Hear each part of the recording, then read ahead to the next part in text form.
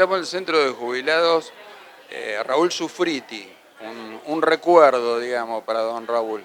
Pero la presentación del libro Deuda Ilegítima del amigo Claudio Lozano. ¿Cómo andás, Claudio? Bien, muy bien, acá muy contento en Bueno, este centro de jubilados que lleva el nombre de Raúl. bueno, buenísimo. Escúchame, bueno, ¿por qué no le contás a los santafesinos en qué consiste la base del libro? Obviamente, la deuda externa, el papel de aquellos que han saboteado al país vendiendo espejitos de colores y comprando deuda externa, ¿no? ¿Cómo ves la deuda externa de hoy, de este gobierno, luego de tantos, no fracasos, sino éxitos para endeudarnos a los argentinos y subordinarnos a los mandamientos del Fondo Monetario Internacional? Bueno, el libro se explica por eso, en realidad, además de hacer un recorrido por la historia, es un libro que habla de la experiencia actual, de cómo la experiencia de Macri reedita la lógica que ha tenido el endeudamiento en la Argentina.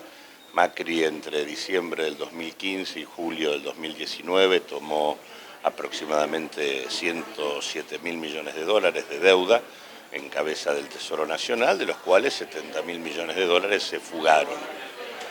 Y al mismo tiempo también aparece un actor como el Fondo, con una presencia a través de un acuerdo absolutamente irregular, flojo de papeles, que no cumplió con los criterios que la Constitución manda, no pasó por el Parlamento, el propio Fondo violó su estatuto para prestarle a la Argentina, es decir, todo un conjunto de cuestiones que repiten una historia de irregularidades, ilegalidades, de negocios privados y de estafas públicas. Y que en ese marco, bueno, lo que sugiere el libro es que hay que cambiar el criterio con el que se afrontan estas cosas. Normalmente las experiencias de los distintos gobiernos democráticos han tomado la cuestión de la deuda como una cuestión de carácter exclusivamente financiera y nosotros sostenemos que no es una cuestión solo financiera, es una cuestión de orden político, porque como es una deuda que desde su origen fue absolutamente ilegítima, nunca se tomó en cuenta cuando se tomó la deuda la capacidad de repago que la Argentina tenía. Por lo tanto, cuando uno no toma en cuenta la capacidad de repago, esa deuda solución financiera no toma. Y eso obliga a asumir que, bueno, que las deudas se pagan, como bien se dice, pero las estafas no. Y que la diferencia entre una deuda y una estafa es abrir una investigación. Y lo que nunca se hizo aquí, a pesar de que la Constitución es muy clara respecto al papel que le corresponde al Parlamento Nacional en este tema, es crear una comisión bicameral que investigue la deuda pública y que discrimine entre aquella deuda que corresponde pagar y aquella que no. Y eso no es nada muy complejo, es muy simple, hay que ver quiénes son los bancos que han intervenido en la colocación de la deuda argentina, quiénes son los funcionarios que han estado al frente del Ministerio de Economía, de la Secretaría de Financiamiento o del Banco Central, qué vínculos tienen esos funcionarios con esos bancos, si han cumplido o no con las normas constitucionales, jurídicas, vigentes para endeudar al Estado argentino, y quiénes se llevaron la guita del país. Con estos tres datos, que obviamente obran en poder del Banco Central y de las distintas reparticiones que han actuado en este sentido, uno puede encarar causas penales, puede identificar responsabilidades políticas, en algunos casos vas a poder anular el endeudamiento y en otros, si no puedes anularlo, vas a poder definir sobre quién tiene que caer el peso de pagarlo. Porque lo que no es lógico es que sigamos con una historia en donde todos tenemos que pagar lo que para algunos han sido muy buenos negocios. Entonces, en ese marco, y teniendo además la aberración de un presidente del Banco Central, como el caso de Luis Caputo, que al mismo tiempo fue capaz de emitir un bono de deuda a 100 años, sin ningún tipo de autorización parlamentaria, y al mismo tiempo emitirlo de manera tal de que se le incrementara el patrimonio al fondo de inversión, del cual él era parte y socio. Francamente, este tipo de situaciones no deberían seguir ocurriendo. Y para que no ocurran, para que no repitamos la historia, porque la verdad que estamos repitiendo, esta es la tercera, es como una suerte de final anunciado lo que está pasando con Macri, ya nos pasó con la dictadura militar, nos pasó con la experiencia de Menem, esta lógica de endeudamiento, acumulación financiera y fuga de capitales es una lógica que en tanto nosotros no tomemos el toro por las astas, vamos a seguir repitiéndola. Claudio, una pregunta que tiene que ver también con esto, hablando de estafas, ¿no? ¿Cómo está en tema, acá en Santa Fe prácticamente no se habla de este tema, de la estafa también de las autopistas del Grupo Macri y la responsabilidad que tiene Dietrich en esto? Bueno, el punto más complejo de todo lo ocurrido es lo ocurrido con Autopistas del Sol y con la renegociación de una serie de discusiones que venía teniendo el Estado con Autopistas del Sol por los distintos aumentos de peaje desde hace ya, te diría, casi 2 décadas. Un resarcimiento de 500 y millones en de ese dólares, marco nada más. el Estado le reconoció un resarcimiento de 500 millones de dólares en dólares en el marco del año 2018, cuando el dólar salta de 17 a prácticamente 40.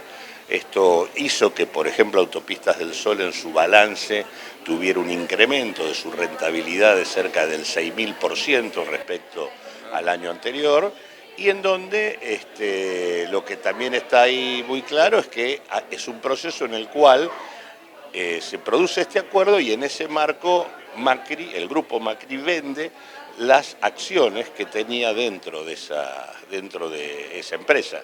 Es decir, que todo el resarcimiento y el acuerdo sirvió para que la venta de acciones que el grupo Macri hizo tuvieran un valor muchísimo más importante. Eso hoy está observado en la justicia y ciertamente es uno de los tantos temas, junto con el del correo y otros más, y junto con los que se deberían acumular en torno al tema del endeudamiento, que esperemos que se profundicen a nivel judicial.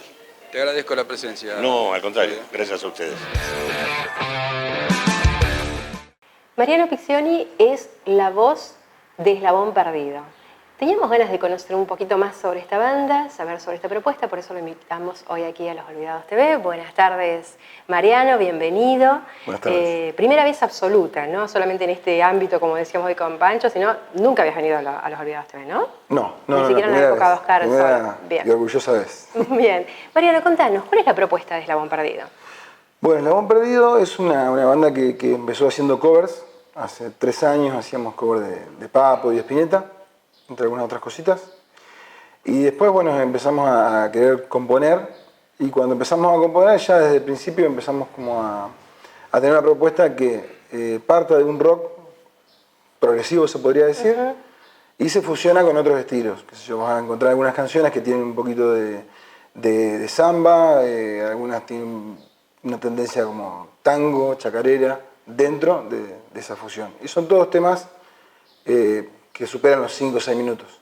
Yo pensaba, el espectro entre Papo y Spinetta es bastante Fue amplio, largo, es sí, mucho sí, lo sí, que sí. puede entrar. Sí, entre ellos dos sí.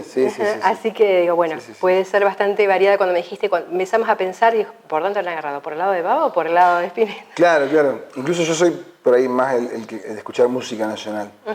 Y después Sofi, que bueno, que es la guitarrista, una de los compositores, les compositores, escucha mucha más música de afuera. Y todo, cosa rara que hay, va a escuchar eso. Entonces, Bien.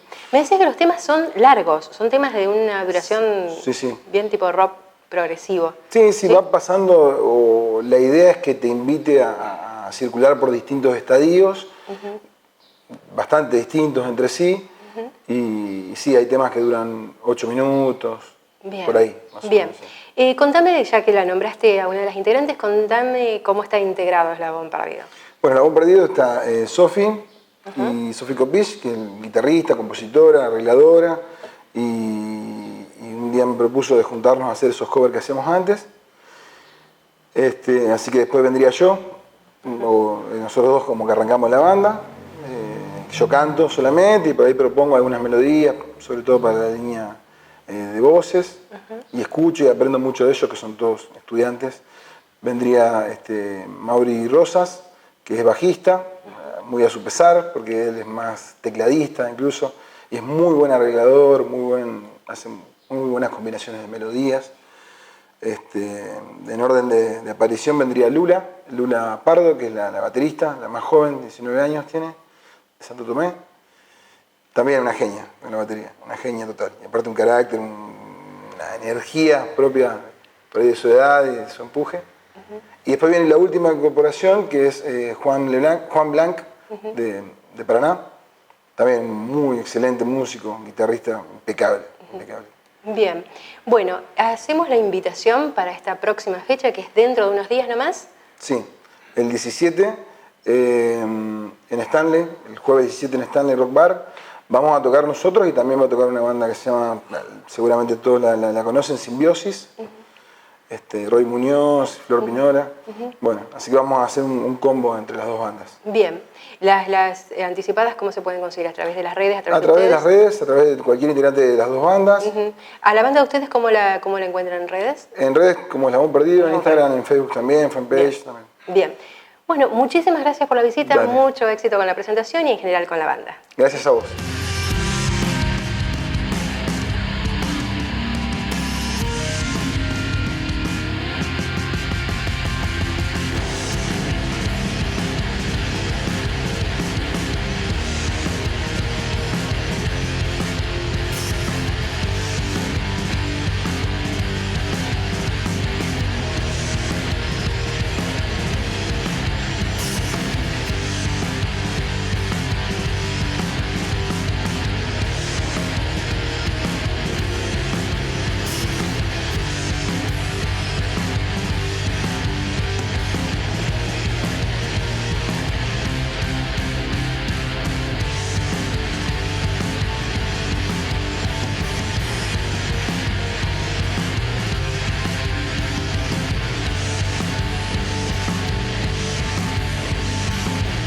Mi corazón con el Kini late más. Dale, prendete. Vos también hacete fanático al ritmo del Kini 6 y vení a festejar todas las semanas.